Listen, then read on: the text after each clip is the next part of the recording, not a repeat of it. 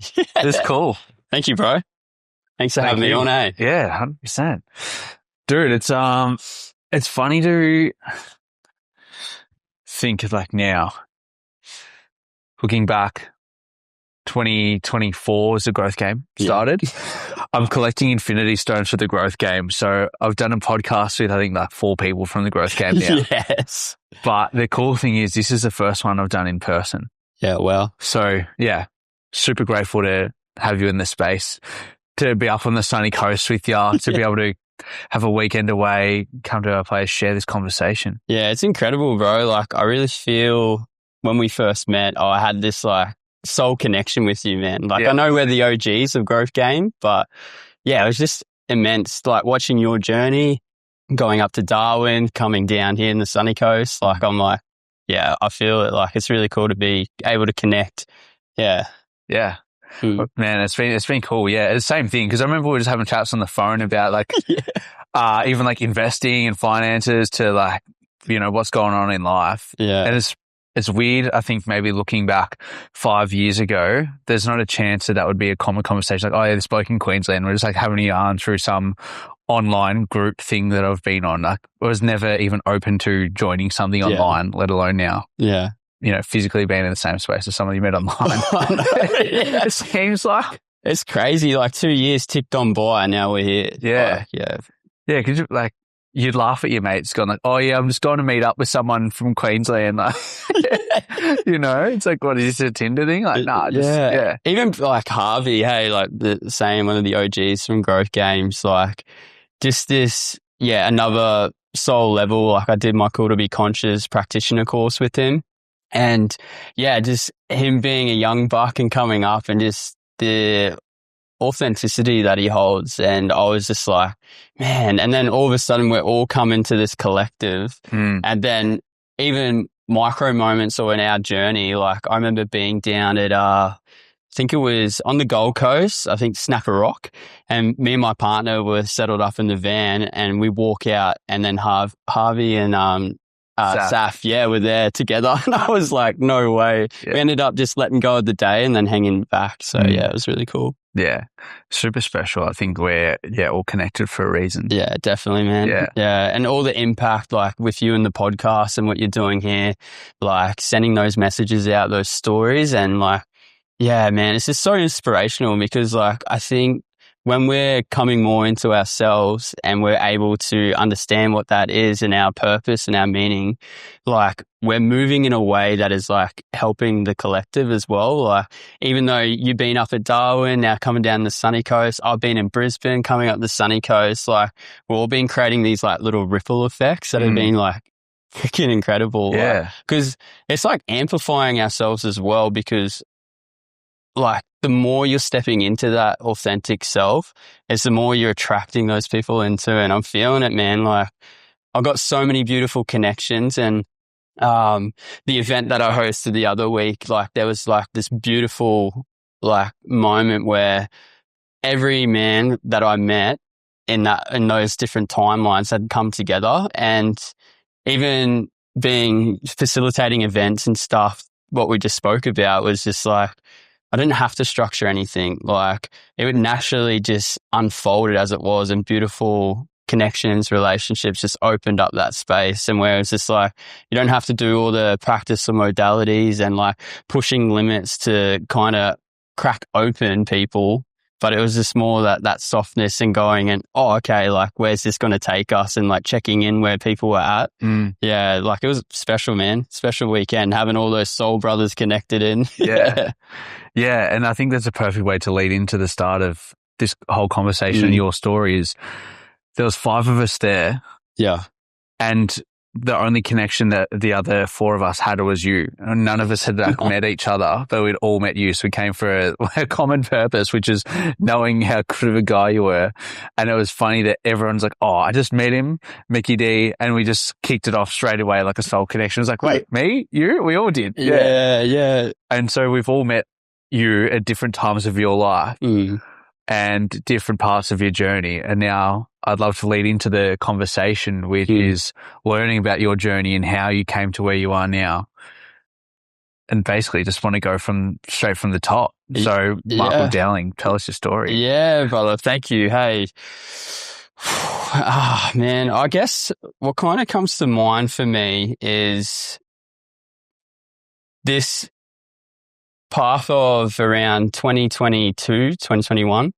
I was in a long-term relationship, 7 years, and yeah, with everything going on with myself, I ended up kind of losing myself within everything. And so this began this like journey for me to be able to actually like know what I want in my life and how I can start to breathe and move in a way that I want to show up in this world rather than having all these like identities or stigmas and pressures. Because, man, I feel very fortunate that now I can have this vision and look back upon what my journey has been. And I always love to say, like, planting these seeds. There's seeds that have been planted for me, and like a big inspiration and realization was these like micro moments where my grandmother would be like, "You're such a gentleman, Michael. Like, you're always opening the door." And like, this was at a young age of 6, right? And so it's like all those little lead up points where I was just like being like this connector, this like this person that loves connecting with people. And what kind of happened at that point where I felt that relationship breakdown, I had to really come back into that space for myself to understand like this human connection and my relationship with self and life as well. And so, yeah, it's been interesting because I ended up, finishing.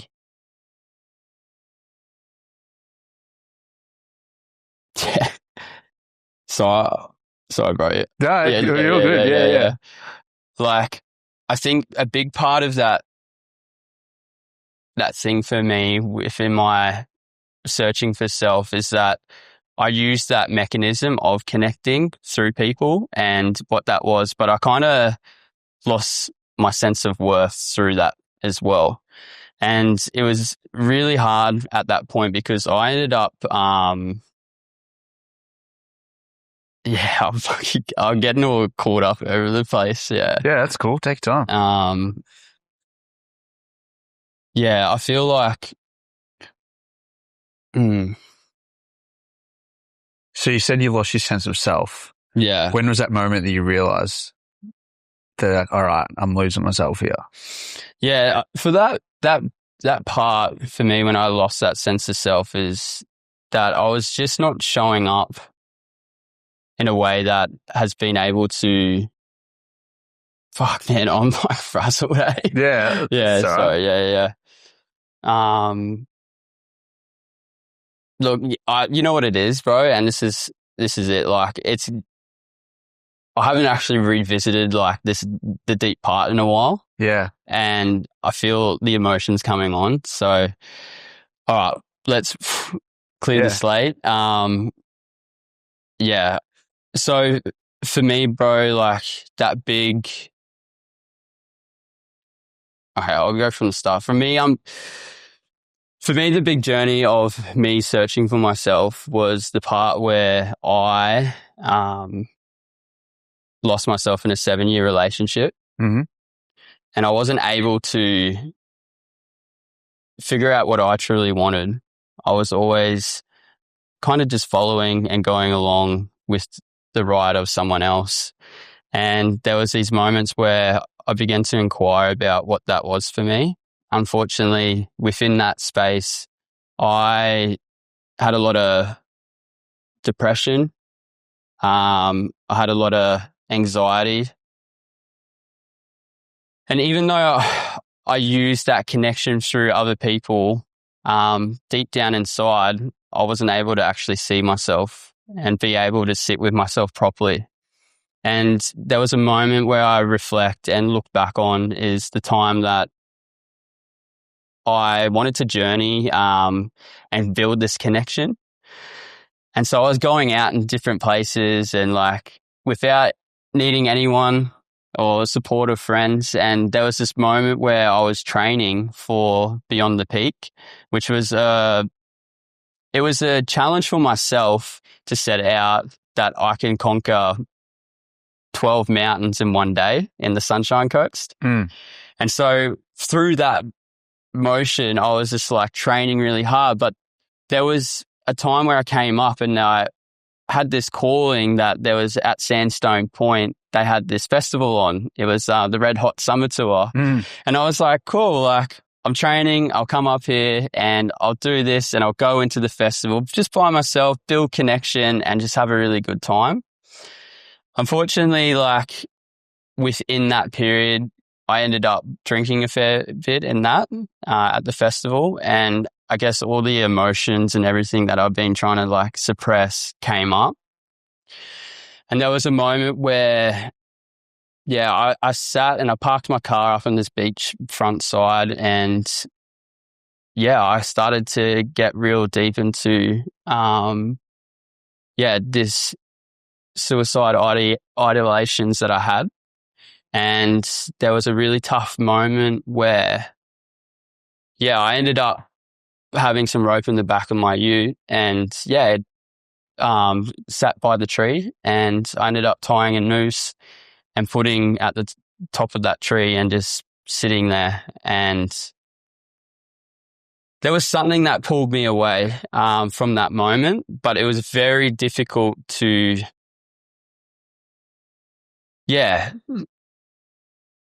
come to the realization that I wanted to end my life.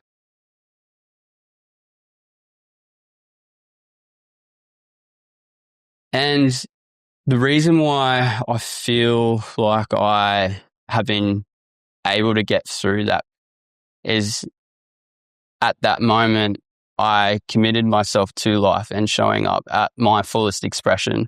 Mm. And it was huge, bro. Like at that moment I was training, but I was also seeking help from a counsellor, and it was through TX. And so, have you heard of Trademark?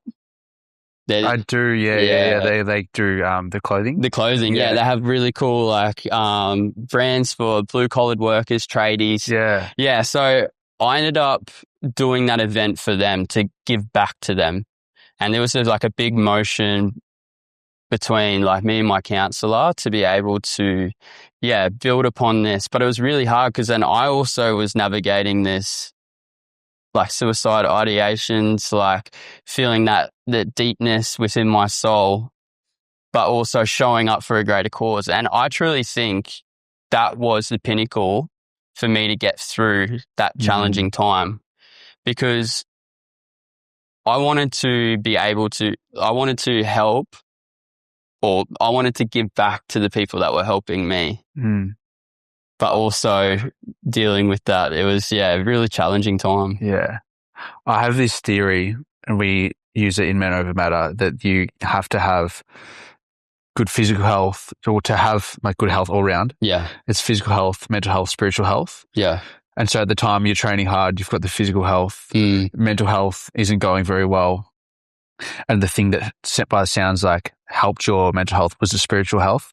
And what I say by spiritual health is connecting to something greater than you. And it doesn't need to be a God or something. It's a purpose. Yeah. And so once you found that purpose of supporting other people, that's when their mental health started to get better. And to have a good all-round health, you need to have all three. Yeah. And I think connecting to a purpose, something greater than you, and it's a very common story with people I chat with about this sort of stuff, is finding a purpose, something greater than you, whether it's, a charity, a sport, God.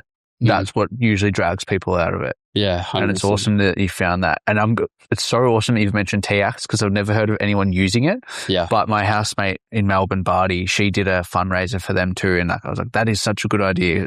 A trade, like a support service for blue collar workers, because I think they're guys that really do suffer in silence and need it. So it's so cool that they've supported you as well. Yeah. I'm very blessed, man. I feel very fortunate to be able to, just be here today. Hey, and that's why it's been big journey, like stepping in through my authentic self and understanding myself further, because as I always say, it's like those seeds were planted, as I mentioned before.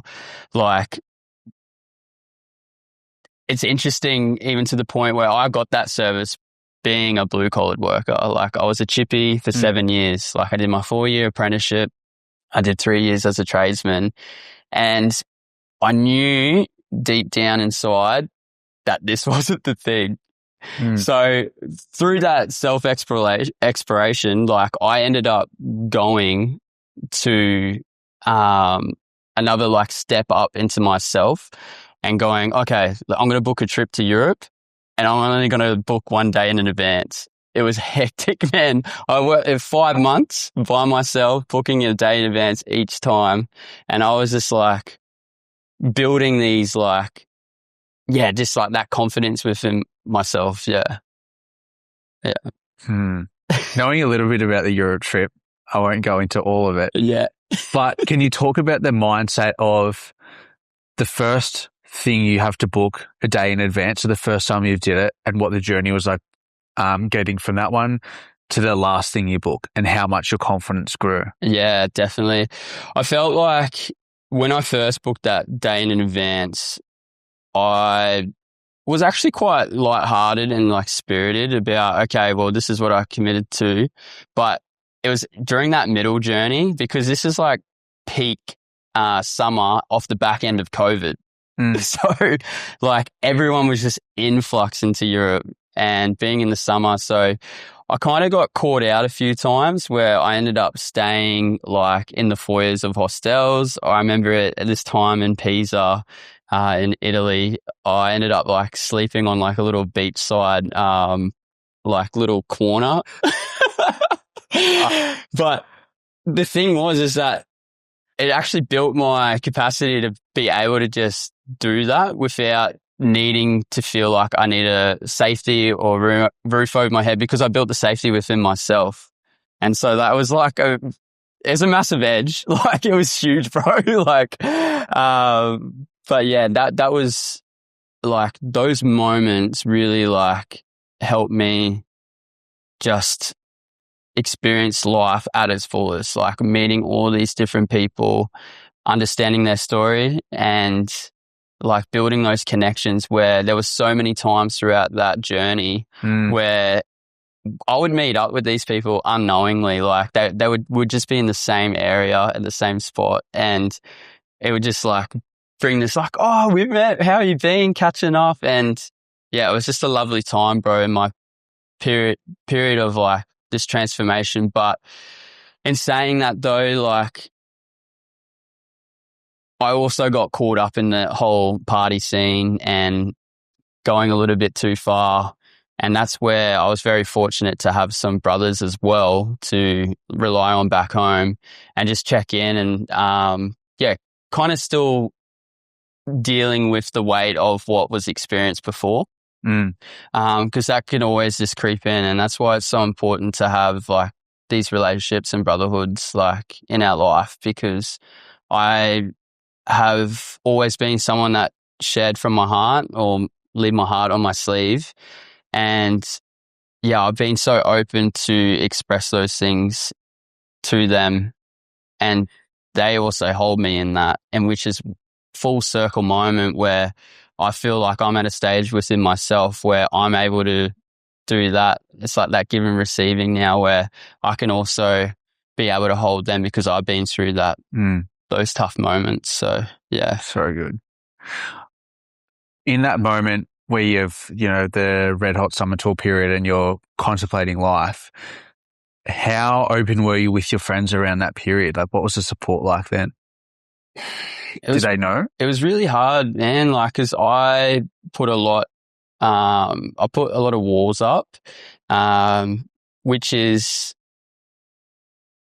interesting because I feel like, as with everyone, like life, we're dealt with all these challenges. And there was a moment where I'll go back even further, is 2017.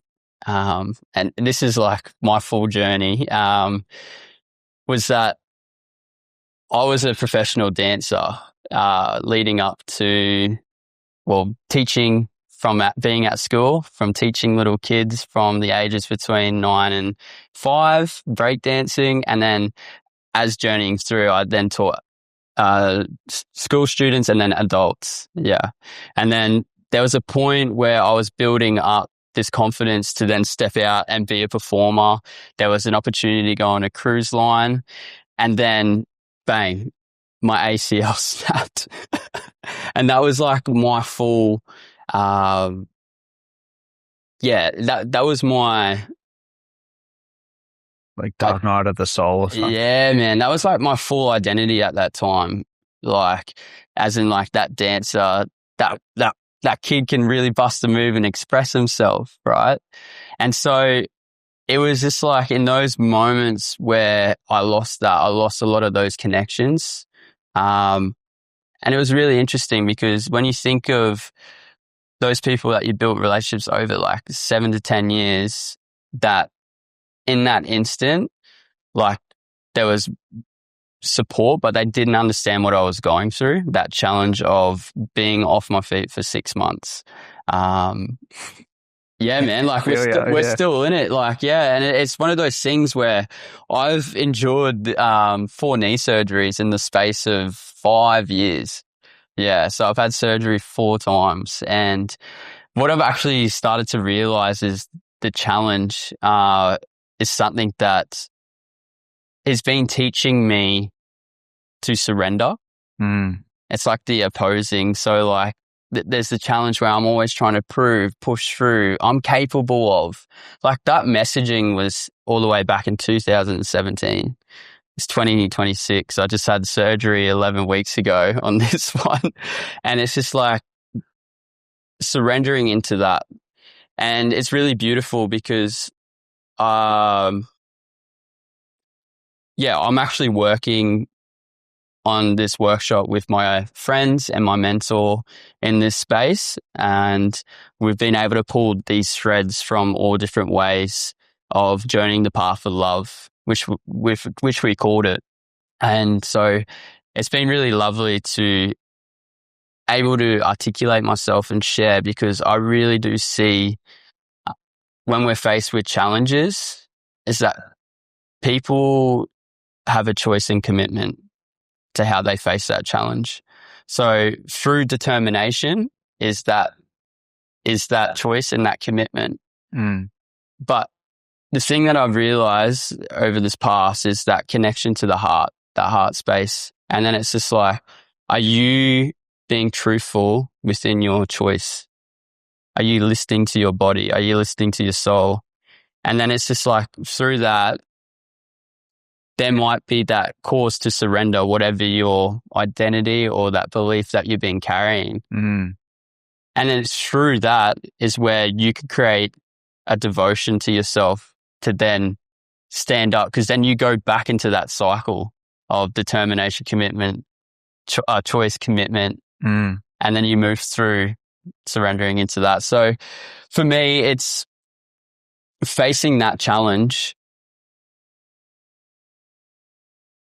and going through those times of going back at 2017 and then coming through that relationship breakdown to then coming back into myself, then pushing through those moments where I am then also faced of being kind of homeless in Europe.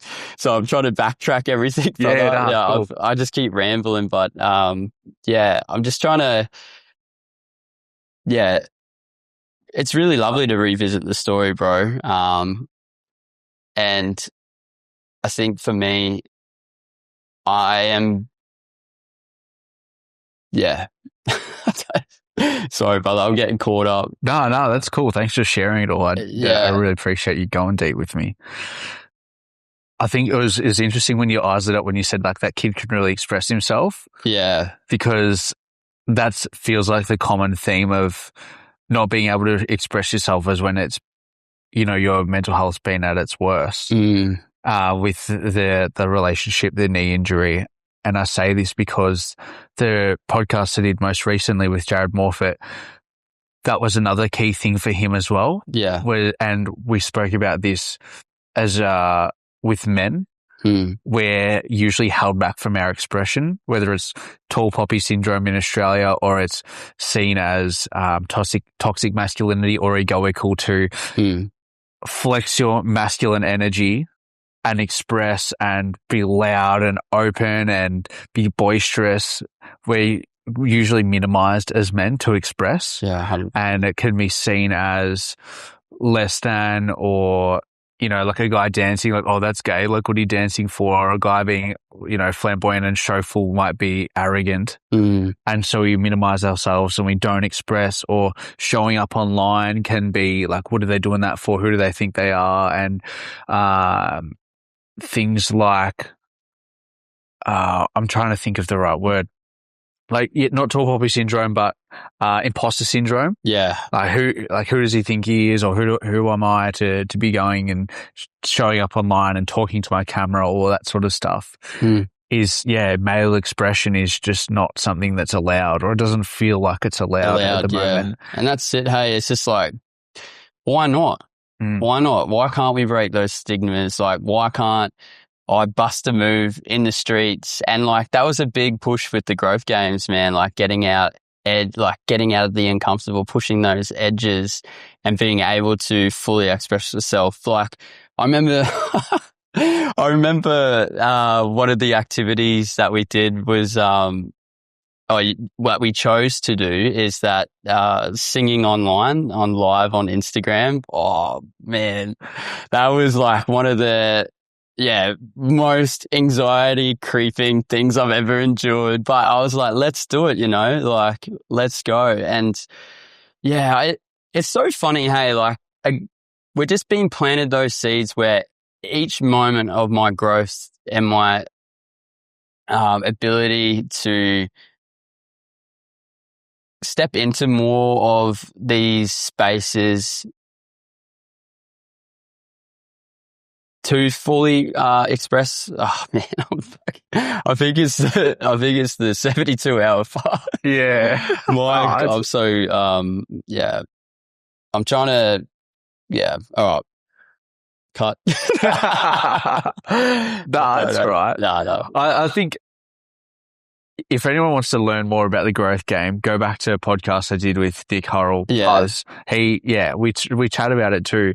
And I think the awesome part is like you are really diving into all the areas of self-doubt and fear, and you're facing them head on by doing something like that. Like singing online, you did it live in your van. I did it live in my car. Yeah. And it's funny that we needed to be doing something moving rather than sitting in stillness and like facing it like full on. Yeah. Exactly. But yeah, I remember just like my stomach dropping and anxiety creeping up and like losing the words straight away. I was like, oh, I do know this off by heart, but I've frozen up.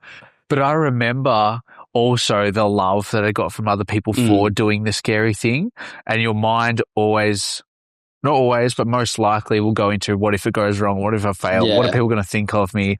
And then I'm doing it, trying to rap live on Instagram. And people just going, fuck yeah, that's so cool. They're like not celebrating you failing in a negative way, but celebrating you not being afraid to fail. Yeah, that's so true, man. And then just like celebrating you being human and authentically expressing yourself, as vulnerable as it may be and as, embarrassing as it may feel at the time. I just remember being celebrated for it. Yeah. And it was the best fucking feeling. And I'll never do it again. No, I might not do it again. Yeah, exactly. Don't say never. Yeah. But I didn't delete it. I left it on my Instagram now for people to see if they want to go back and see it, because I was like, go back, guys. It's there. But I'm just owning it. Yeah. Because I remember how good I felt for doing the thing, expressing myself, and how good it feels to be celebrated for doing that too. Yeah. Yeah. Yeah. It is. It's incredible, man. Like just getting that encouragement in so many different ways. It's uplifting. It's such an expression where it's just like, why not? Like we can do all these things to, be freaking human. Go do all the random quirky things. And I think that's what I love about life. It's just that everyone's so fucking different and we can be quirky as much as we want.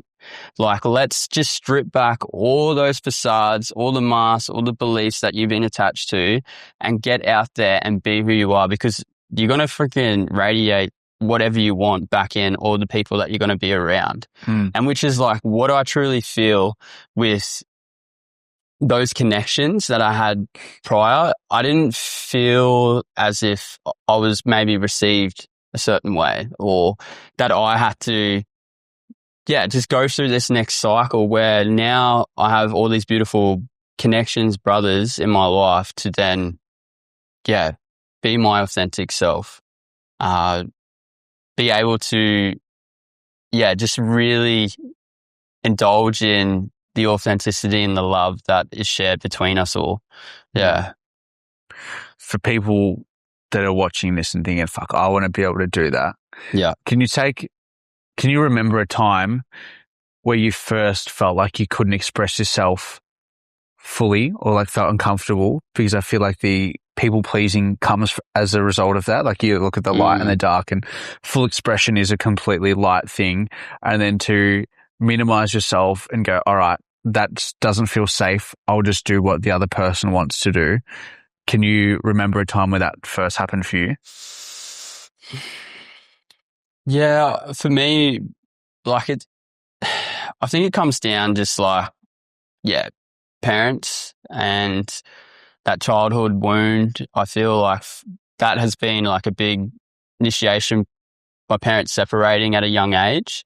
I was about 7. And so like there was these 2 stories getting played out, and there was a lot of things that I saw within that, even the separation of that. And there was moments where I tried to speak up to let the other parent know about what I've witnessed and seen. And it was really challenging to kind of be suppressed from that, and that I didn't feel like I got fully heard and acknowledged. And even to the age, I think I was about 22, that the other partner came up to me and said, wow, I'm so sorry that I didn't listen to you at the time. And I think everyone can kind of click on, there was like moments of infidelity that happened, and it was really hard for me to kind of comprehend about like what I actually witnessed and what I saw in the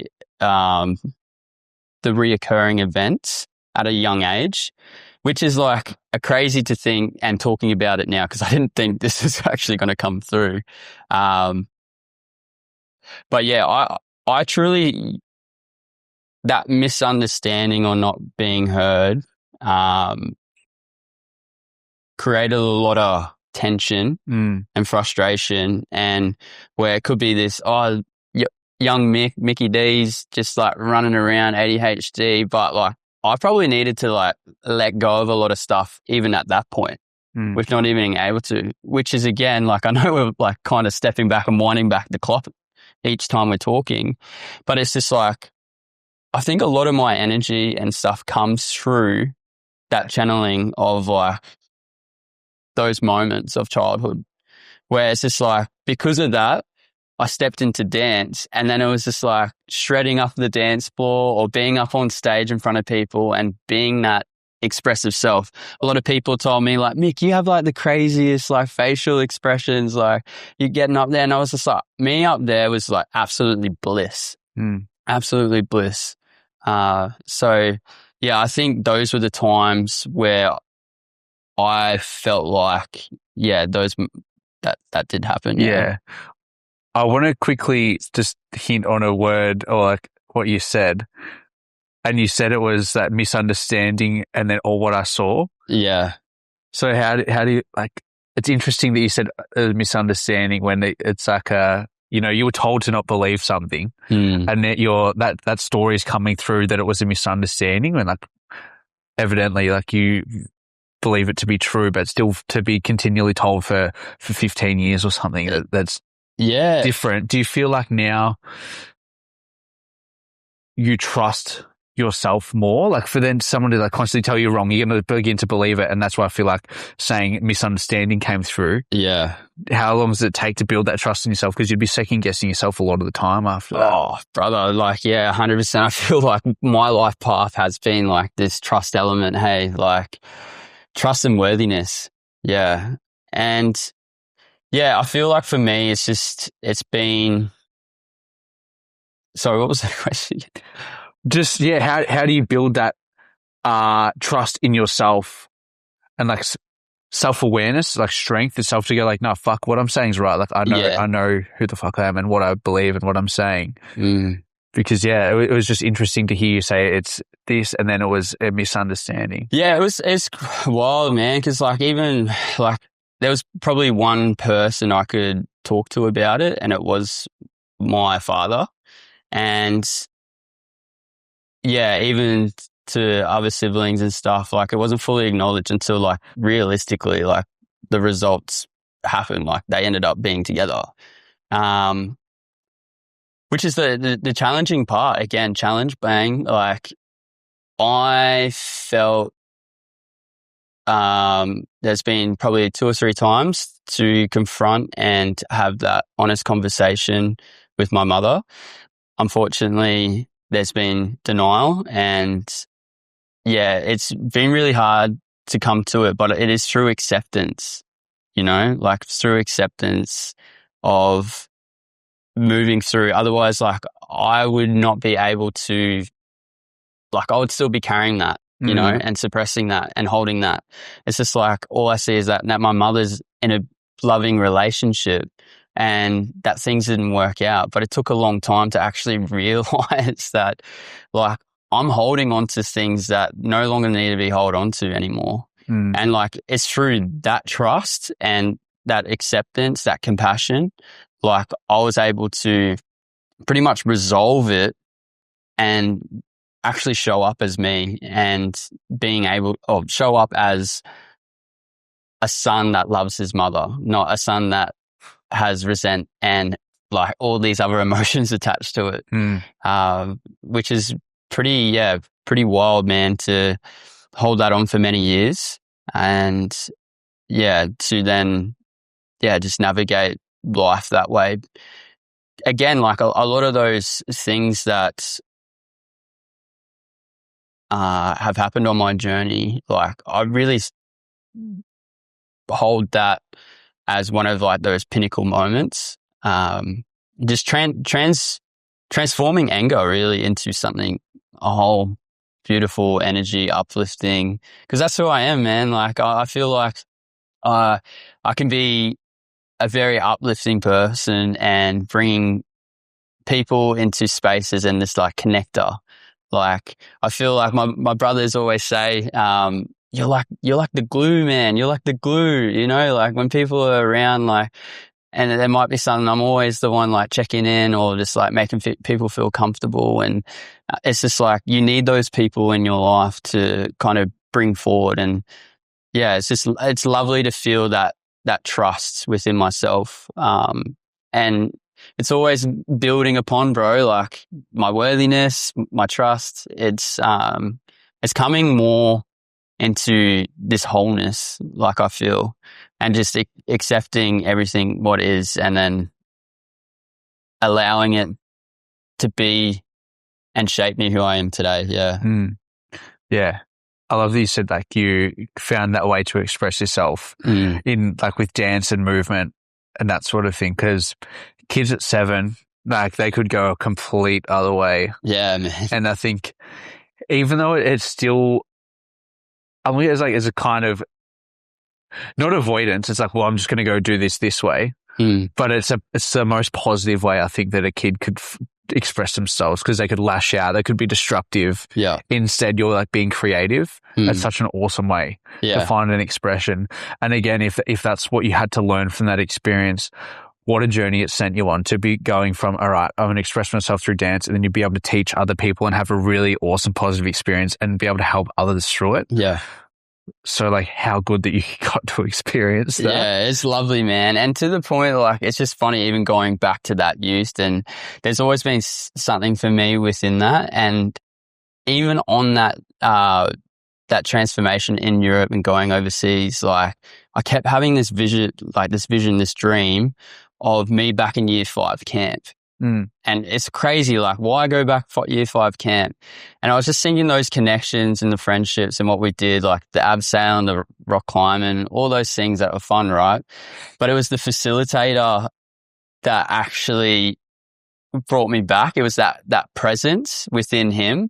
Now, he didn't say anything like extraordinary or what I can remember, but I just remember like how he made me feel and how he can connect. Even though he's an adult, he can connect with the youth, which is exactly what I'm doing now, man. Like, it's like crazy, like this journey of where I'm at and being able to come back into that realization in Europe. And then, unfortunately, yeah, my brother-in-law, he split up with his business partner and he's like, oh, Mick, like perfect timing, come back on the tools. So I jumped back on the tools, but I knew that it wasn't for me. And it was so funny because the builder that one of the builders that we built for, we had a Christmas party with him. And later in the evening, the builder's wife actually worked for Department of Youth Justice and Victim Support. And over time, she ended up sharing. I was like, oh, that's something like maybe I'm interested in if the youth are involved and whatnot. And then I thought she was too tanked to remember. And then I get a call like 3 months after in February, or February, March. And then she's just like, hey, there's a position as a youth worker. And I was like, this is it. This is like what I've been putting out for this next phase of my journey. Now, man, it was freaking tough because like I had like, again, I probably had about over 15 grand worth of trailer and tools. I've been working as a carpenter, or a tradesman for 3 years, once I got back, proceed to start my own business. And then I kind of got rerouted this whole other way, but it felt right. I cut my pay in half, man, like instantly, like 3,000 a week, bang. I like less than actually 1,500. And it was just like this, like, oh, okay. Like, but I lent into that and did the development, the learnings. And that's where really like this next phase into supporting others and being of service has really like come through. And from there, it's just like almost like this domino effect where it's like life's actually working for me, not against me. That's so sick. Yeah, it's so cool, man. Like, yeah, just revisiting that and, yeah, knowing like those edges too. Like I had a lot of probably, backlash and stigma from family with that too. Again, like their projection of my identity and like the shaping of what you're supposed to do and fitting in this box and doing this and that. And I was just like, no, like there's something here for me. And that's what 3 years down the track and definitely developed and stepped in and still remain at the Department of Youth Justice and supporting the community and integrating young people have had fucking troubled lives, bro. Like, and I think of my little self, like back then, feeling all those things. Like, man, what I witness is just unreal. As in, like, I wish they didn't have to suffer that because it is horrendous. Whereas, like, this is where this uplifting, positive self, because then I can come in and support them with their transition. Yeah. Understanding from a strength base, from a CBT, cognitive behavioral therapy, and then getting them to say what they're actually wanting to do. Because like, there's no point me telling them like what you need to do and what not, because they ain't going to work. They've been told that their whole life, as we all would realistically. So then it's just like, yeah, feeling, being able to, give back in those ways. Yeah, it feels so good, man. It feels really good. Definitely some really positive outcomes that I've seen. And there's still a lot of things to change and develop, especially, in the space of youth justice. What's the best day you've had on the job with Department of Youth Justice? Oh man. So recently, like the reason why I came up to Sunshine Coast from Brisbane is because of a new role. So we run a program called T2S, Transition to Success. And being the young people that I look after, they are easily misguided. They could easily go back into juvie. And it's really hard because they're not actually, they see the outcome, but half the time they're not actually doing it for themselves. They're doing it for the people that they're around or show up. And so it's just like being able to build their confidence up and do the program that runs for 16 weeks, showing up three days a week, starting from when they've been up all night and then coming to programs and then to just continually showing up is freaking amazing because it's usually a small group that we take. You can take like 6 to 15 kids. It's a group-based program. And we had 10 start and we graduated 9. So like that was like a massive accomplishment, like to be able to see those young people transition into either a new program, employment, or back into education. Like it was unreal. And to build those connections, because it's just not like school, because these kids sometimes can't be in school, just the way they are. And it's just really special to be able to be a part of that journey for them. Yeah. Cool. Yeah. Do you think the traditional schooling system like lets those kids down? It doesn't support their things they've been through, the way their brain works, that sort of thing? Yeah, look, I feel we're on the trend of actually being more suited to their needs. I still think that we're a long way to go. Yeah. And it's hard. I feel like we're with AI coming through and learning and teachings and what that is, I don't feel like they're getting the support that they need. It's all very much environmental based, and depending on where like the council is, or it's hard because I've only been in a few different communities, and like my stakeholder engagement either with schools or other agencies. Like it's just interesting to see what isn't happening. I think they definitely need to step up a bit. I think it needs to be more connected with the families as well.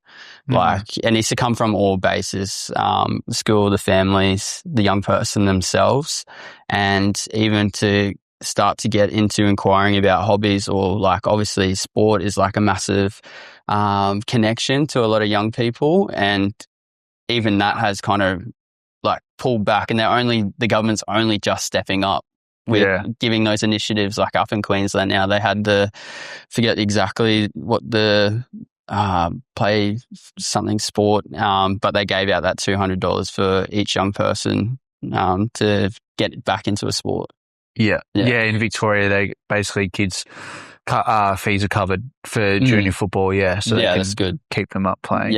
Awesome, man. And like that's what I love. Like especially us, bro. Like we're so in line with the things that we do, and it's that impact we can create. And like everyone should have like a mentor of some sort or a coach. Yeah, like to grow and develop and just keep you accountable. Like the stuff that you're doing with AFL and like your youth development and what's to come soon. Like it's incredible, man. And like we should be very proud of it, because especially for me, like it takes a certain person to step into the arena with what those young people face with. And I've seen a lot of faces come and go, but I feel honored to be able to, be a part of their life and make our transformation. And coming back to this whole seed thing that I keep saying, it's just like, now that's exactly what I'm talking about. Like I'm helping them plant that seed.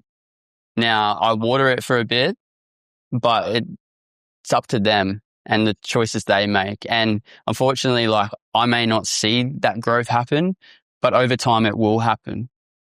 And it's beautiful to know that, well, coming from my heart and coming from my engagement with them, that I just try my absolute best in those moments, give full presence, making sure like they're having the most enjoyable time, because they might not be getting it at home, and that's where the most of the time is. So, yeah.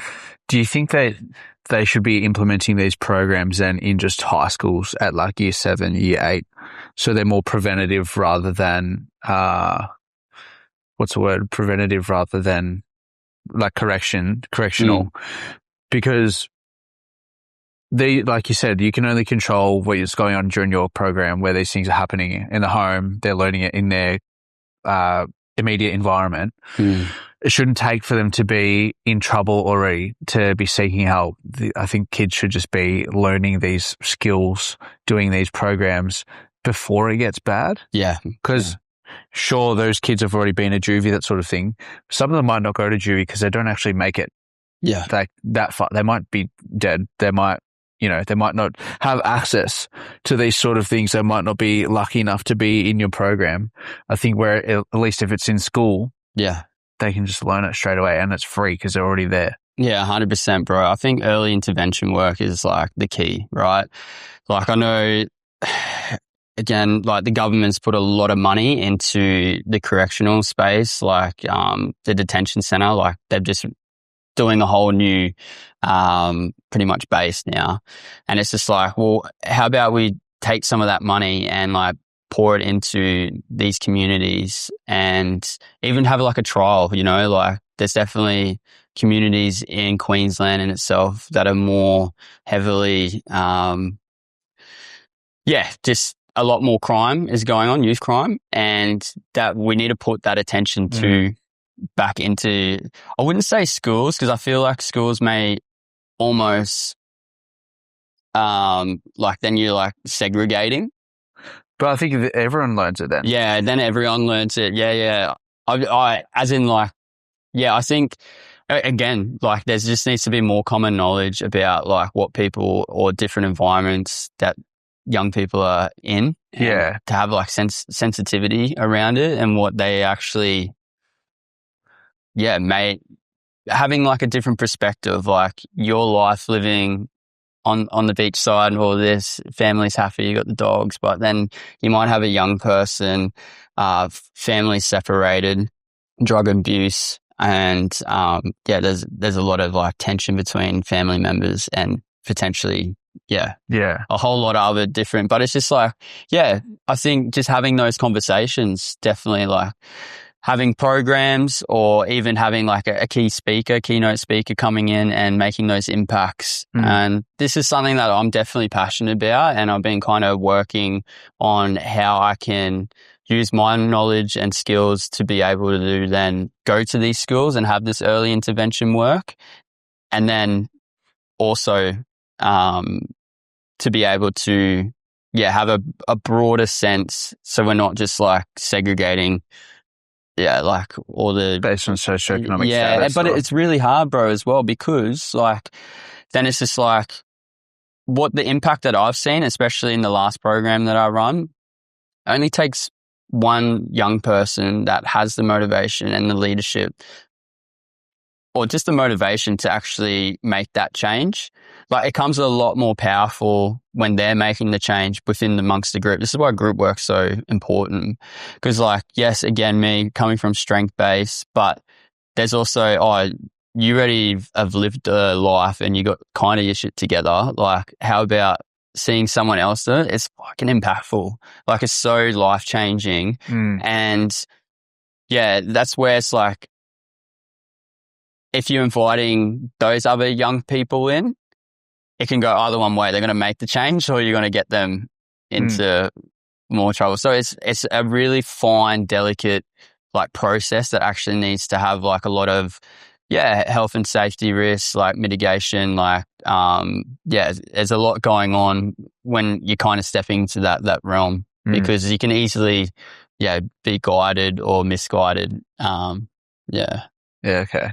Yeah, I just think it would give a lot of kids that are more fortunate, a lot more empathy and understanding rather than judging people based on what postcode they live in. Yeah, 100%. Because I think if you took the average or median kid in Logan versus Noosa, they're going to have different levels of understanding. I love of how what you life know is Logan. like. Yeah.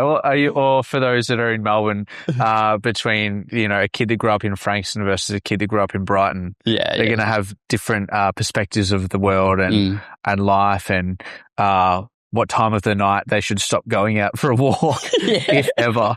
Like I was chatting to someone in Darwin. I'm like, they're like, what are you doing? I'm like, I'm just going for a walk. They're like, it's 11 at night. I'm like, yeah, I'm in Maroochydore, man. That's sweet. Like, they're living in Darwin where it's a different story. Yeah. So I think for kids that are more fortunate, it's awesome for them to get that level of understanding as well, because there's going to come a time where their parents aren't looking after them and they might face some sort of adversity, which may be nothing compared to what adversity that a kid in a low socioeconomic area faces. Yeah.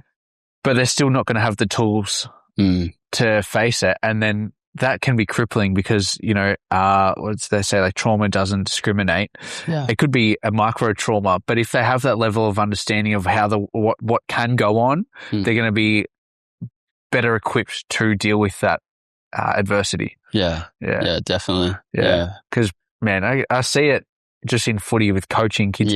So like shit hits the fan on a footy field, so there's nothing's going on. It's just not going their way, and they can turn to water because they haven't had to deal with real adversity. Yeah, so true. And I noticed that across all levels in that area. Yeah, wow. Whereas when stuff goes wrong in someone who's dealt with certain circumstances in their life, all right, cool, I know how to navigate this. I can work myself out. I can get through it. And that's something I'm really trying to teach these guys, which we're getting better at, but it still happened on the weekend. It's like, not getting the rub of the green, things are going wrong, and then we end up losing the game because we just couldn't regulate ourselves. Yeah. Which is, I think, a very important skill to be a man. Yeah. Is knowing how to regulate yourself through adversity and not flying off the handle and losing your head. Yeah, 100%. Because it can cost you a game on field, but it can cost you a lot more in real life. Yeah, definitely, man. Yeah, it's so important. Hey, that's the beauty of I know you doing your breathwork facilitation course, and me, that was a key component onto this this journey, right? Is to regulate yourself, come back into the heart, and not having to, just unleash all this frustration and whatever's going on in your world at that time. And again, this, I think what I experienced, I went to Prana Fest this year, and there was a workshop called Haka for Life, and I can't remember the fella's name, but a beautiful man, and him and his wife ended up consenting or giving us the modality of doing the haka. And it was so impactful, bro. I remember having bruises all over my legs after it, and being able to do a certain haka and to be able to be witness from the masculine or the males and the feminine, the females, and to have this synergy between each other where it's just you get to see me in this expression, but it's at the utmost healthiest expression. It is honoring, and even to the words that were entwined was about the male and the masculine coming together in unity. And it was just this powerful moment where we all got to share and witness and then do it collectively. And then all the men came on the outside and we sung to the women, and they got to receive that. And we got to say what we're sorry for. And then it was roles reversed. And it was just this beautiful, coherent moment of, just releasing that beautiful energy rather than having this stigma or past reflections where you had men willing to do the stuff and you had women willing to sit and witness and not being able to, get caught up in it all. So, yeah. I don't know where that come from, bro. No, I think it's good share. No, it's just talking about knowing how to regulate and express yourself rather than let it come out in frustration, which you see it all the time with kids. Babies cry because they don't have that ability to communicate. Yeah, definitely. So they express emotionally. Yeah. And learning how to communicate how you feel and express yourself. I don't want to say in a correct manner because I don't think, we should be using like an incorrect, like that's not the right word when you're expressing yourself like wrongly. You know what I mean? Yeah. But yeah, you finding a healthy way to express yourself rather than an unhealthy way, like with rage or something like that. Yeah. Yeah. And using, a modality like that sort of thing and showing people that it's a safe way to express is super important. Yeah. And it's not something that's taught in schools. No. You're not taught how to express yourself. You're taught how to communicate in a certain way, but a very base level way, like learning how to use language and words, but not how to do it emotionally. Yeah. Communicate.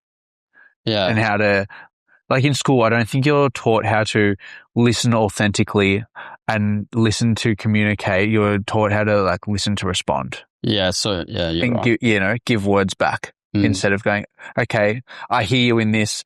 What I'm hearing you say is, am I hearing you correctly? You're not taught that in school. No, I had to do NLP to learn that. Yeah.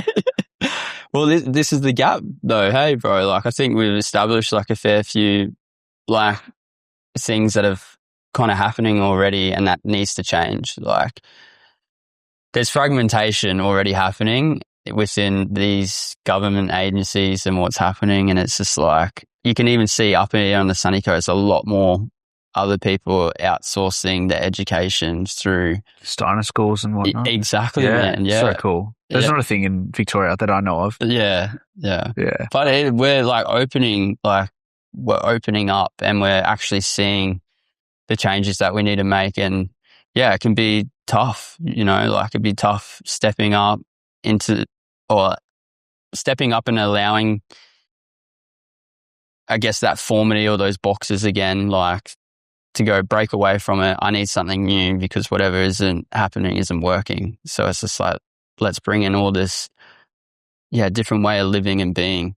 Yeah. Yeah, it's funny, like using the word like different way of being, and I was thinking of like alternative forms of education and like thinking about the modality of breathwork. Yeah. What's the first thing you do when you're born? Yeah. Breathe. Like, yeah, it's the beginning of the Bible, and when God makes Adam, he breathes into his nostrils the breath of life. Yeah, wow.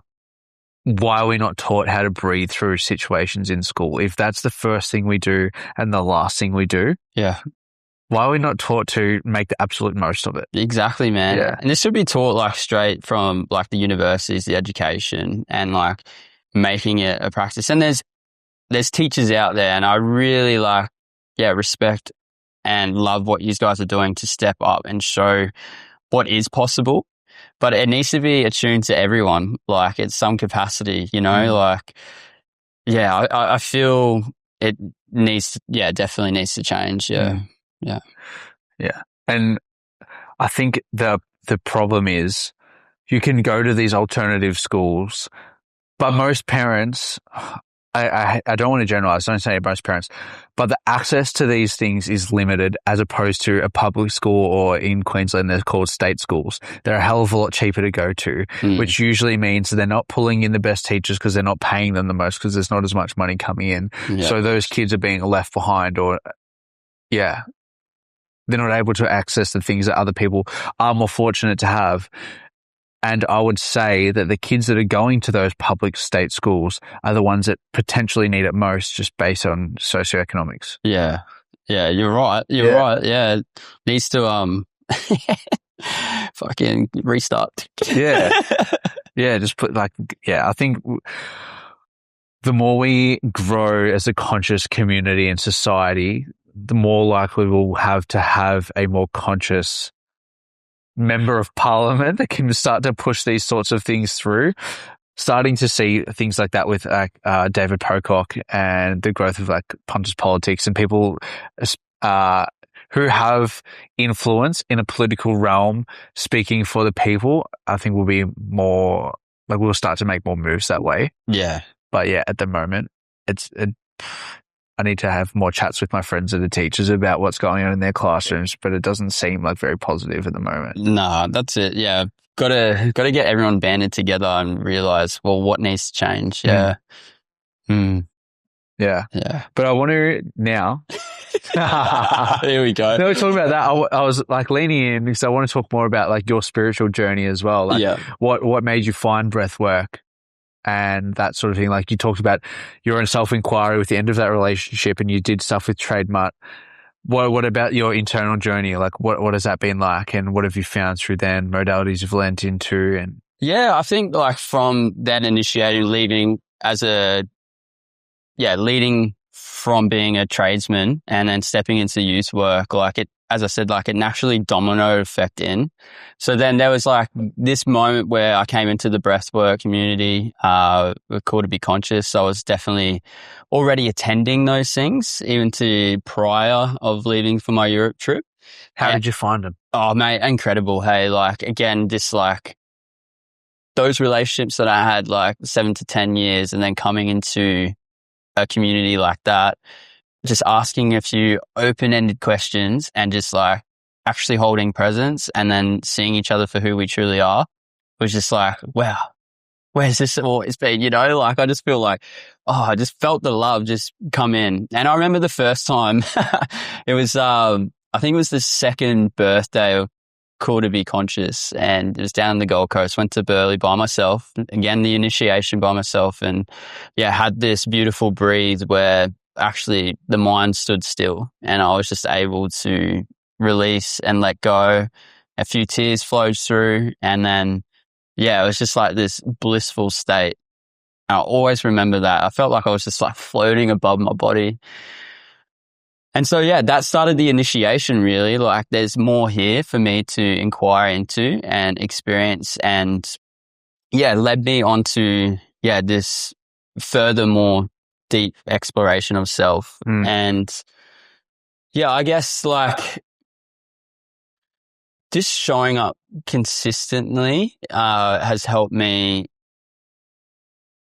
just either resolve what isn't there for me and kind of gain what is there for me to move through. And so like I've been to many different like ceremonies and practices and events, and it just kept anchoring me down to myself. And like a lot of those things that I've kind of built on the notion of like my experiences of my expression, my dance, and it's like shaped me now. And it's just like, now it's just like entrenched. Like, I just feel like this is it. This is me. And I'm excited for this next like expansion. Cause I've been working with my mentor, with this AMP. It's called the Associate Mentor Program, Eastwin Foundation. And I'm very grateful to have him in my life because it added this, whole new nuance, this understanding of life in itself. So I understand through that journey, it was more my past experiences and shaping me who I am today. And then to have the acknowledgement and the acceptance in myself. And now it's just like this whole other expansion side of from a cellular level to a universal level, that it is all interconnected and it can legitimately transform this energy into yourself and express from that. So like even my expression or my intention for being of service has deepened more into the heart space. It's coming more openly. It's coming more kindly. It's coming more generosity. Like I'm expanding more within that. And it's through that understanding, through coming into my inner peace. Because like I understood all that and felt micro moments of it, but now it's the actually embodiment and living it every day. And this is where, yeah, it feels so special to then have this kind of newfound knowledge that we've been working on and working through. And I'm so fucking grateful for my life, bro. Like I am so fucking grateful for my life. And going back to that start of not wanting to be with myself or have life, like it's a full spectrum, man. Like, it's incredible. And it's like 4 years in the making. And it all comes down to me and how I wanted to show up in this world, and the consistency, the challenges, the surrender that I've had to endure. And I'm blessed, bro. I'm absolutely blessed. Like, I don't anchor myself to any like religion, or I'm just super open to it all. I am knowing that there is universal God consciousness, but I don't have a label to it. I feel it, and it's just, it ripples through me, man, and I fucking love it. I love it, man, and I just want to share and give it more to those that are in need of it. And a big understanding is that I see it, bro. I see it like, especially these young people, right? They're in this cave and they're lost and it's fucking dark. There's not even one speck of light. And I can come through with a lantern and hold that lantern. And it's not, I'm not walking in front of them. I'm not walking behind them. I'm walking them side by side. And it's just like, I've been through here. I know the way out. Are you willing to come with me? I'm willing to stay by your side. And it's just like journeying through that, bro. It like, fuck, like it's so good because I've been there and they've probably been through worse, but I'm willing to them to show the way out. Mm. And it feels fucking good. Dude, that's fucking amazing. Yeah. Thanks for that's sharing. the feeling. And that's the trust that I have been able to come inwards. Now, of course, there's all these unknowns and uncertainties, but that's trust. Like, it's the next form of that is faith. Like, I freaking know that whatever's out there for me, even though I don't know, like, I believe. And the belief is the most important part, man.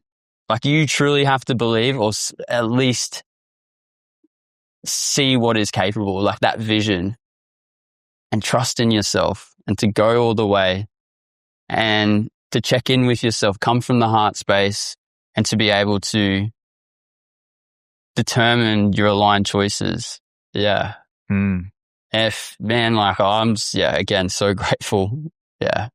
It's good. And it's been lovely to share this. There's obviously moments where I could feel the tension of like, am I going to talk about this? But man, like even this conversation is embodied more of how I want to show up in this world. Yeah. Yeah. So cool. Yeah.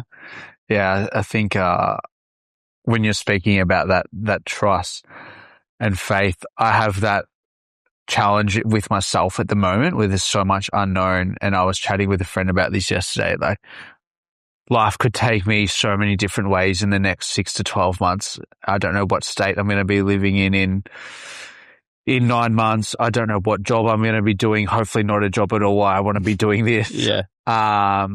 I don't know what my car's going to be doing. Like, I want to sell it, but then I don't know, like, do I need a fallback? And I just need to surrender to it all and have faith that it's going to all work out because I'm living in my aligned purpose. I know I want to be of service. I know I want to help people. And I have trust that if I just keep doing that, I'm going to be protected and it's going to work out for me. Yeah. Whereas if I was living outside of alignment, I would be getting blocks everywhere. I'm going to face blocks. So just keep backing myself in and just have faith that I'm divinely guided and it's going to work. Yeah. Yeah. And you are, bro. You're so supported, man. And it actually is. Like, those doors just open up. Like, that domino effect happens. It's just like, okay. And the universe tests and trials you, bro. It's just like, are you sure? Are you sure you're like willing to step up through this bit? And then it's just like, you kind of turn the doorknob and you're like, all right, I'm stepping in. And then it's just like, bang, bang, bang, bang, bang. And it's just like, man, it's grand. It's fucking amazing. Yeah.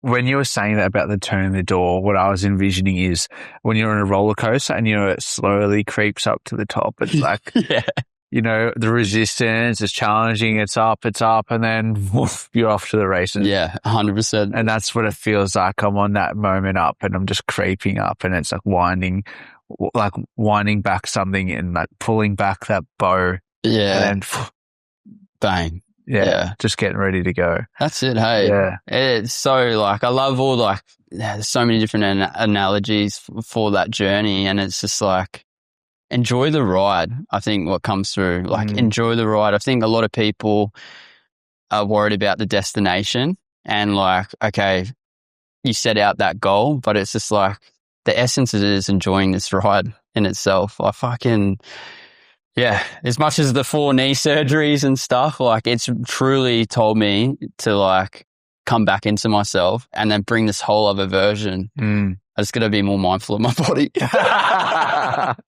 But too much energy sometimes, I just like want to do it all. Yeah. Oh, mate, tell me about it. So I always keep getting told, especially like my partners in the past, like, you just want everything at once. You can't have it all. It's like, fuck, you sure? I reckon I can. And then things like this happen. Yeah. The little checks, hey. Like, yeah, exactly. Just reality, like, you know, keeping you humble, I guess. Yeah. I had something, but I've lost it. That's okay.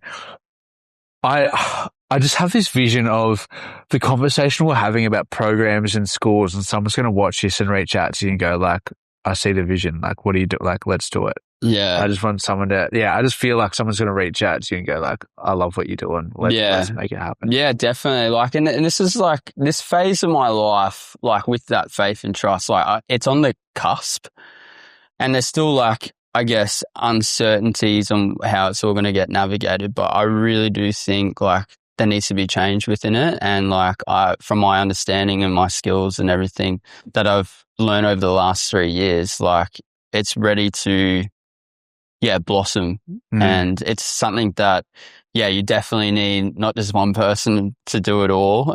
It's a collective. And I really do. I hope so. I hope someone reaches out, because I'm looking forward to, connecting and, being, I'm just, I'm looking forward to it. Yeah. I think we're all like in this space, the guys we're connecting with from the precipice of greatness. And I was having a conversation with Kieran, who's running the Men Over Matter events in Melbourne at the moment. Yeah. And we keep coming back to, we need to run a retreat because we haven't done them for a while just due to the travel of Darwin and Queensland and that sort of thing, and not being able to physically be in the space. And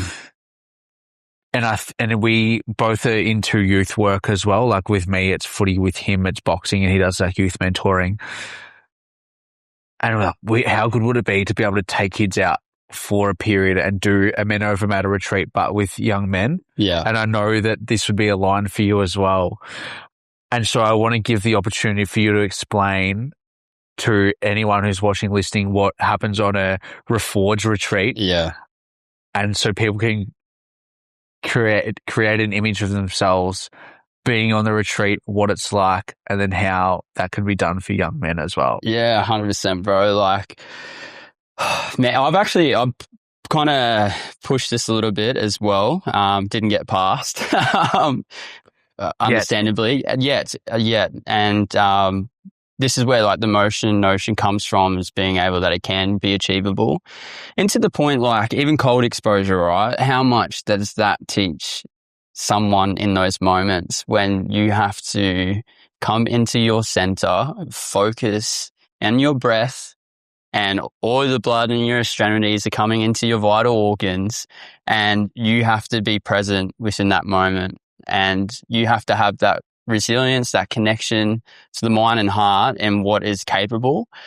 Of course, it's in a safe environment, depending on conditions, but like that alone can give someone a whole different perspective or change in life circumstances of what they're actually capable of doing.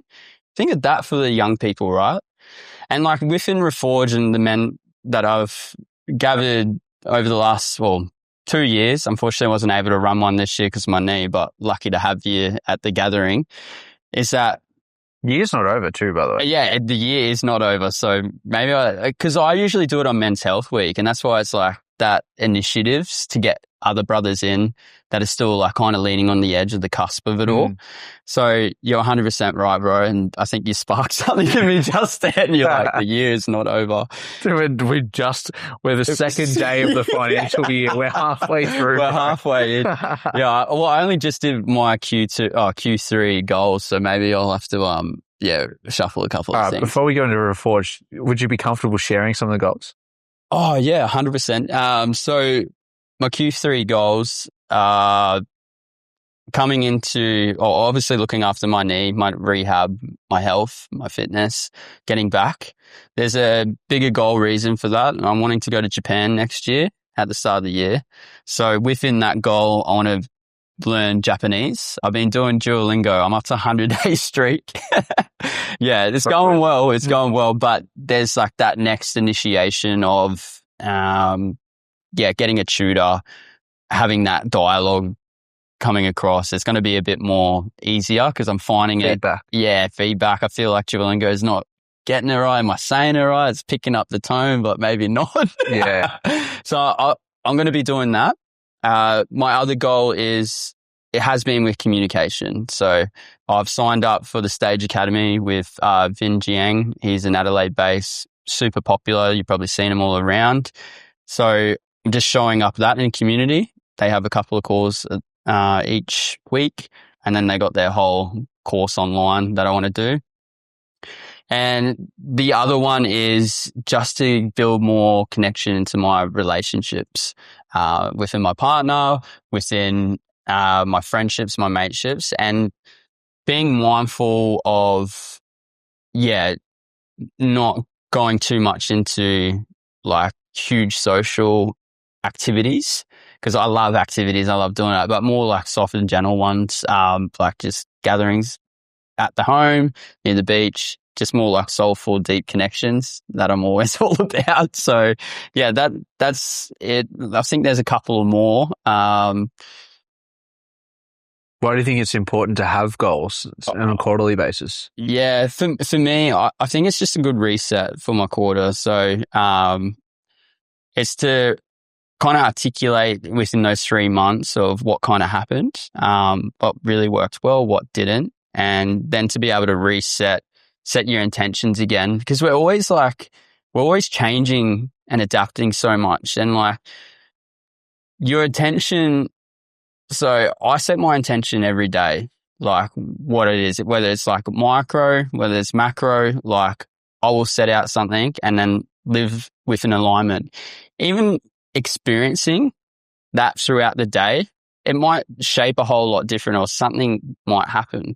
And it's through the observation of you noticing what that is what truly stands out.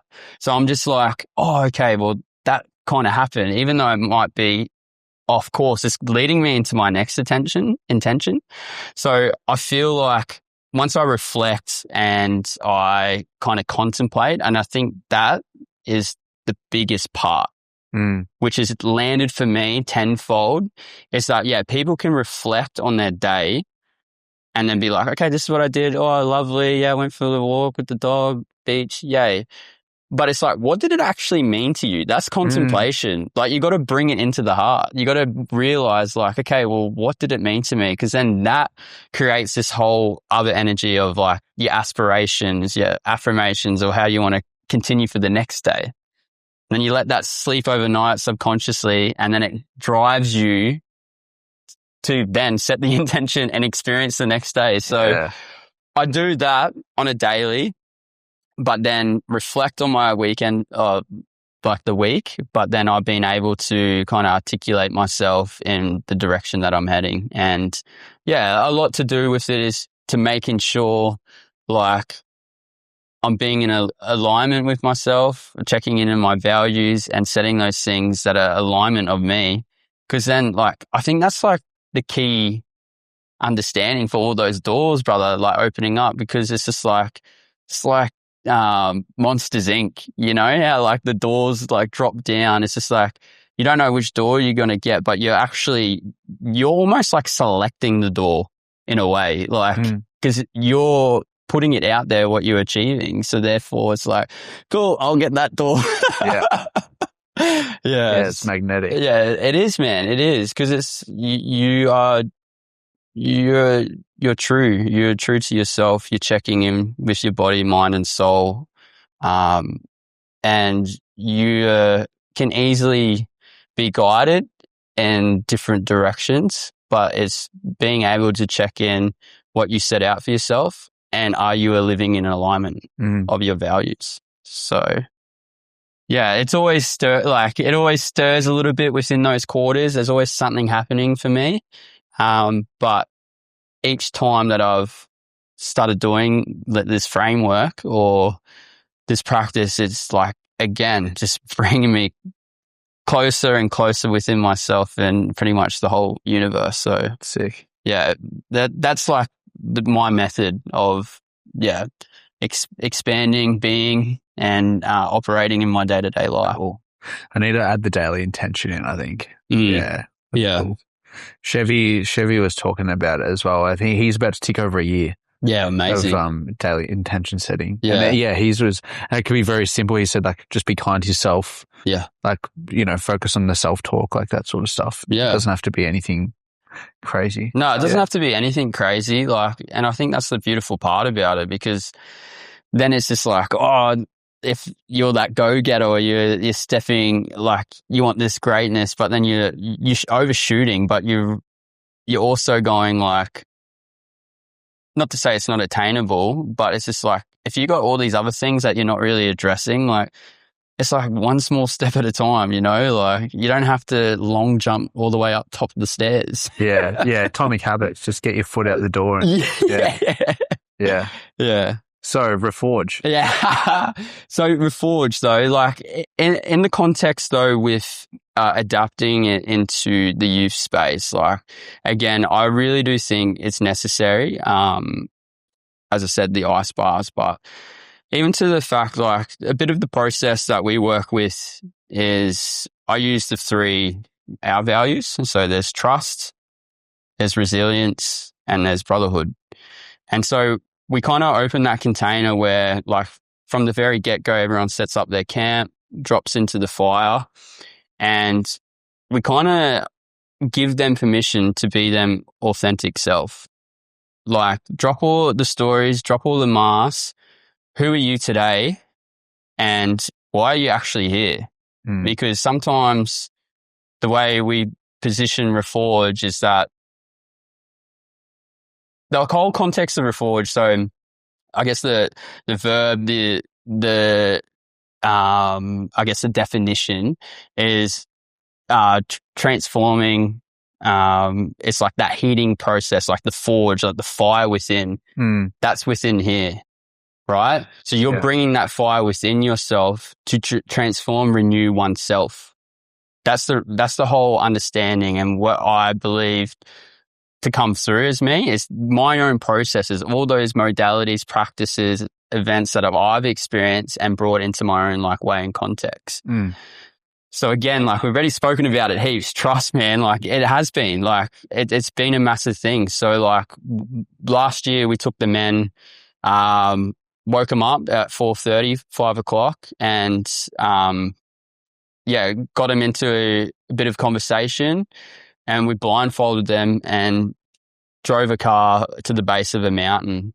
And there was some really big edges for even some people in that.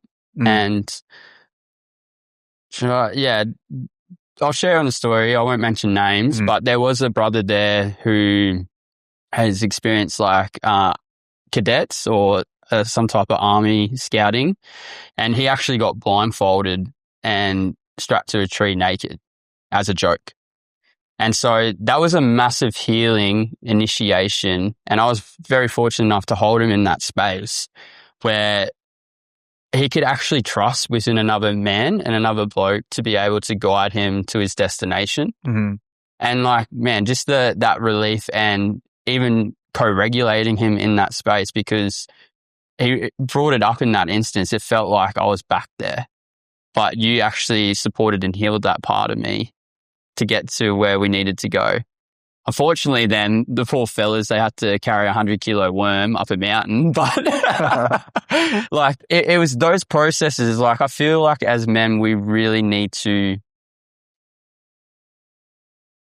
we have to have a practical component about understanding and then unpacking, like, the group dynamics, understanding of what they perceived it as, and then, like, having, like, that common thread throughout it. And I feel like some of these things are going to be engaging. Like, you look at attention spans of, like, young people now, like they're on their phone, like if it doesn't last 7 seconds or it doesn't grab your attention, like flick it over. So it's like these principles and having like these activity-based things, I think is very important for them. It was, again, really beautiful to experience last year's Reforge and the men that stepped into the arena. I think one of my, we did breathwork. It was really lovely. There was actually a waterfall on the property that we were at, and did our cold exposure there. It was freaking cold, man. Like, it was bloody cold. I was just like, nah, not having a bar of it. And then I'm like in there like, yeah. But the other part of Reforge was the rage ceremony that we held, and it was immense. So this is the same context as the Haka for Life, right? That I was speaking about. Like, we get to express ourselves, but it's not someone's pissed us off and we're doing it, and therefore that's the reaction to it. We got to dig deep and actually pull that thing out. Yeah. So like, you think of me, like, so I shared with all the brothers and the men in circle that anger that I felt through my mum and express that. Fuck, it was full power, bro. But then to be able to regulate back into myself and, well, I am myself, but regulate back into this rhythm, and to be able to demonstrate that it is capable, that you are able to express this manner in a healthy way with the support of other men, and then come back into the state of being. And it was just like, yeah, I remember we did like a cleanup on the property that we were staying at 3 weeks prior. And yeah, I took all the other facilitators that were supporting, and we went through, and I was like, this is where the rage ceremony is going to be. And I was like, this is the context, how I want everyone to step up into this, and like bringing it out in that moment as well, like, was just like goosebumps everywhere, you know, like, what the fuck, Mick? Like, you got that within you, you know? I was like, that's life force energy though, you know? Like, you don't need to, like, yeah, you have it as this story or this persona of your response to those moments, but you can actually draw on that in a different light. And this is where I think, like, energetically, like, I can very much attune and transform. Same with me on the dance floor, you know, like, it's fucking fun, man. Like, you get to play around with these, like, I guess this whole motion of it all. Yeah, it feels good. Energy and motion. Yeah. Yeah, that's it, bro. All it is, energy and motion. And so, again, like, coming back to the youth and being able to hold these spaces for them and having the support back through, just funding of some sort and being able to create that space. I know that it's going to create lasting change. What are some of the outcomes you've seen for the men that have attended a Reforge retreat? Yeah, beautiful, man. Like, more stepping into their authentic self. It's like the big key message, you know, like, drop the facade, drop the mask, like, be who you truly are and resonate from that place, you know, like, the whole point is to leave whatever you put to the fire. We do a letting go ceremony, and you legit put everything that you want in that fire, and it gets transformed, transmuted into the ether, and therefore you get to step as this new profound self. So I feel like a lot of the men experience that. I feel there's a lot of healing. It brings this energy, but there's also, like, the point of, like, the rubber band theory, you know, like, you have this expansion and contraction, and that's where it's, like, really important to integrate those parts. So did, like, a couple of Zoom calls week after. Definitely you feel that, and you come back in and you're like, oh, this, and then there might be something that ticks you off. But the beautiful part is now you're part of, like, a brotherhood, and then you get to really just be in connect with those people that experience that. Even if you do slip up, you can be accountable for, whatever that is, if you choose to rely on them. Yeah. Similar to, the back to the fire like the other 2 weeks ago, that trip. And yeah, the weekend ended, but we still have the WhatsApp chat. Yeah. Maddie and I connected via Teams at work, which was quite funny. I can't believe you work together, but different branch. But yeah, I couldn't believe it. So funny. But it's good. Yeah, like I think integration is very important. That's why I feel like these retreats need to be more than like one night. It need to be 2 nights. Like the whole last day is an integration period. Like same thing with Men Over Matter. The final day is just a morning of breakfast and conversation. Like might do a breath work in the morning or a dip, but it's just an opportunity for guys to just land. Yeah. Like soft landing, because at the end of the day, the men that come to Men Over Matter retreats are generally mid-20s and older, between mid-20s and the oldest we've had is like 55. Wow. And so they've got families to go home to. They've got the pressure of jobs, kids, life. Very quick, that rubber band can snap back and there's going to be things that are getting you. So having that time to integrate and sit with it for a bit is super important. Yeah. Bro, you just reminded me on the first retreat that I ran, I had a bloke, which we named our like talking stick, which is a hammer, a mallet, and we named him Woody, and that was after him. And he was 78 years of age, man.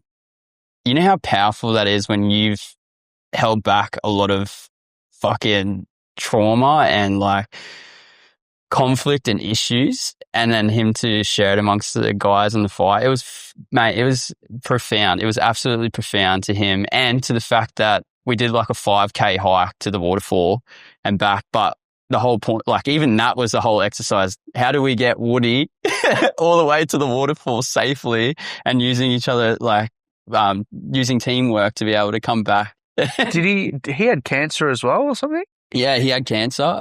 He overcome it. So he had stem cell replacement as well. And I think that's also the part of him being able to show up and get through this next phase. And it was actually interesting. Me and my brother Phil, we went to his 80th birthday the start of this year. So yeah, it was cool to see him, and yeah, still kicking on and just being this loving, beautiful light he is.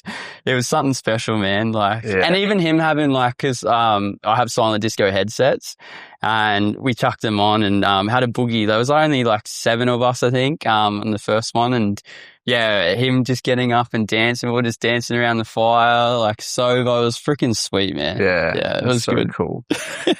I think that's, so many people think they're too old to change, or they're too set in their way to change. It's bullshit. Yeah. It's absolute bullshit. You can change whenever you want. You just have to take the choice, or make the choice and do it. Yeah. Yeah. Yeah. 100%. Yeah. You gotta make the change. Like, why is, if things aren't working for you, like that's just the sign of going, hey, like something needs to switch it up here. Like, yeah, similar to what you talked about with your experience as a kid, and the moment that moved you forward was acceptance, and letting go. So many people hold on to stories from their childhood, from a relationship, from an experience that they continue to hold on to, sometimes identify with, and the only way that you can move forward is by letting go. Yeah, man. Yeah. Yeah, 100%. Yeah, you got to let go. And like even to the practice of writing it down and putting it into the file, or even writing that letter, and you don't have to give it to them. Like if that's something, an attachment to that person, like you can write it, and that's a form of expression in itself. Yeah. Accept that that is what you've said, and whether if they read it or not, like you never know either. Yeah. And it's just like how much relief that is. And all it comes down to, bro, and I think like a big key connection is truth. Like you have to be honest within your heart on what carries that burden or lies on that weight within you to then like just let it go. Let it go.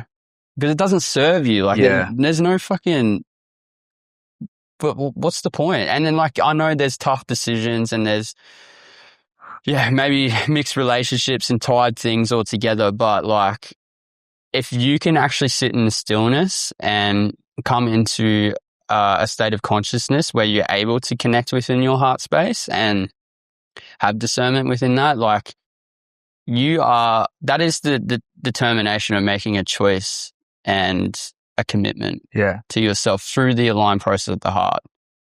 There's in that process of the journey in the path of love, like it's based off the threefold flame as well. So there's the power of free will, there's the wisdom of form, and the consciousness of love, which all realistically, like, if you're living within those forms and within those virtues, you're really going to be stepping into your inner peace, into your love, into your presence. And it's just like, why not accept those things as they are? Why not give those things compassion? Why not have that abundance of energy that flows through you acknowledging those two parts into yourself? It's just, it needs to happen. Yeah. It's if you're willing to, though. Yeah. Yeah. I think the willingness is super important because it's our attachments to things that kills us. And I wanted to do, like, I think this is a good analogy of it, is this is a Yeti. I've identified it. I'm holding on to it. It's of value to me because it keeps me safe by keeping me hydrated. But can I have your phone? Yeah, bro. Unless I let this go, yeah, I can't have it. And this is of way more value. I can buy food, anything like that. It can run my life, but I can only have it if I'm willing to let this go. Yeah. Like this, like I said, it keeps me hydrated. It can keep me safe and it can get me so far. Yeah. But unless I let go of it, I'm not going to be able to take some other opportunity that can get me a lot further. Yeah, exactly. And you need to go, thank you for keeping me hydrated. That you've served your purpose. It's time to let other opportunities come in. Similar to holding on to grief and fear. Like people might be scared of walking late at night because of some experience they've had. But that's also going to close you off to opportunities of being an ultra marathon runner because you need to run in the darkness. yeah. You know, like as ridiculous as it sounds, you need to let go of that story in your head if you want to progress further. You can't stay trapped in the ideology of, I need to keep this to keep me hydrated. Like I could go get my bigger fucking Yeti over there, but I need to let this one go so I can hold that one because it's huge. You know what I mean? Yeah. That's awesome, bro. I love that. Yeah, definitely. And I think, people just, they have to come to a realization, right? That there is another perspective or there is indifference in some other way. Like, and it takes a bit of work to have that self-inquiry and to do the work and move through that process. But I tell you what, 4 years for me, and like, it's only going upwards from here. Yeah. It only is. Like, I really believe that it is. Yeah. Yeah. So good. Yeah, bro. Yeah. It's been such a freaking awesome time. Like, it's interesting. Yeah. I don't know. Like, I was coming in here like, just speak from your heart. And then there was that touchy subject. I was like, am I going to speak in a bank? Like, yeah, it just opened me up. So powerful, man. And I think it gives great context too when you spoke about the rage journey as well, because people will now get an understanding of like where that can come from. Yeah, definitely. Yeah. So good. It is good, bro. Yeah, I'm super, super grateful to be here and to be amongst you, man. Like, I really do see it, bro. Like, collaborating or using our strengths and skills to really make impact into the things, because we're very much aligned. I feel it, I see it, and like any way possible, I'm going to support you and help in any way that I can. Yeah. Vice versa. Yeah, same goes, bro. I love that. It's so good. And I want to put this out there. So when the person sees this or wants to reach out and help make these things happen, how can that person get in contact with you? Yeah, no worries. So I've just actually got back on Instagram. I was yesterday. That's another goal. So _ Mickey D, and there's reforge.re.forge _ for Reforge Retreat. And yeah, I'll be, as I said, hosting and supporting with my other friends and mentor with the journey in the path of love. So if you're feeling that stuckness, that those belief systems or the past that you've been holding on to, and you want to come into a more understanding of what that path looks like for you. We're going to be talking into your story, what your role of that story has been, and essentially what love is going to be saying to you. So we got a few practice and modalities that we'll be going through, and that would be in person in Brisbane, and it would be online as well. So looking forward to seeing you all there. When is that? Still yet to set the date. We do have a pilot in August and looking around end of August in September. So Cool. Keep us updated. Stay on the Insta socials. It feels weird being back, to be honest. Yeah. Yeah, but I'm back and ready to express. So a big part is, stepping up and shining my light even more, bro. Cool. Yeah. Love it. I'm back, baby. Yeah. Bloody oath. It's so good to see it now all be able to come to light. Yeah. Online. And yeah, thanks for listening, watching. If you have made it this far, please drop us a like or a follow, because it really does support me and more people seeing it. And go give Mickey a follow on his socials as well. Yeah, awesome, bro. Big love. You're doing it. Yeah, I think you should hear this, eh? Hey, 100%, man. I think people get a lot of value out of listening to it. So, yeah, 100%. Yeah, appreciate it, brother. Fucking big love, Thanks, man. heaps, bro. Yeah, easy. So good. Oh.